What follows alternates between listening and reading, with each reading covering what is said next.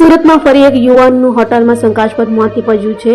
પર્વત પાટિયાનો યુવાન ડિંડોલી ખાતે વેલેન્ટાઇન હોટલમાં ગયો હતો, જ્યાં તેની તબિયત લથડ્યા બાદ મોત નીપજતા પોલીસ દોડતી થઈ ગઈ હતી. હાલ શંકાસ્પદ મોતની તપાસ હાથ ધરાઈ છે.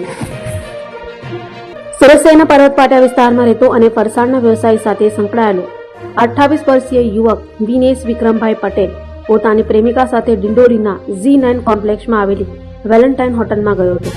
બપોરે અંદાજે 3:30 વાગ્યાના અરસામાં હોટલના રૂમમાં અચાનક વિનેશની તબિયત લથડી હતી અને તેના મોઢામાંથી પીન નીકળવા લાગ્યું હતું. જોતમાં યુવક ઢળી પડતા પ્રેમિકા ગભરાઈ ગઈ હતી અને તાત્કાલિક મદદ માટે બૂમાબૂમ કરી મૂકી હતી.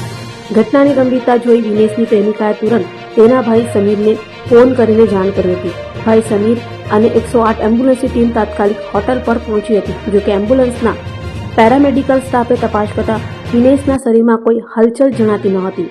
પ્રાથમિક તપાસ બાદ તેને મૃત જાહેર કરવામાં આવ્યો હતો. ત્યારબાદ મૃતદેહને પોસ્ટમોર્ટમ અર્થે સુરતની નવી સિવિલ હોસ્પિટલ ખાતે ખસેડવામાં આવ્યો હતો. યુવાન પુત્રના મોતના સમાચાર મળતા જ પરિવાર સ્તબ્ધ થઈ ગયું છે અને હાલ પરિસરમાં કરુણ દ્રશ્યો સર્જાયા હતા. તો ડિંડોલી પોલીસની પ્રાથમિક તપાસમાં વિગતો સામે આવી છે. મૃતક વિનેશ અને તેની સાથે હોટલમાં હાજર યુવતી વચ્ચે છેલ્લા 3 વર્ષથી પ્રેમ સંબંધ હતો. બંને એકબીજા સાથે લગ્ન કરવા માંગતા હતા, પરંતુ જાણવા મળતી વિગત મુજબ પરિવારના સભ્યો આ લગ્ન માટે તૈયાર નહોતા.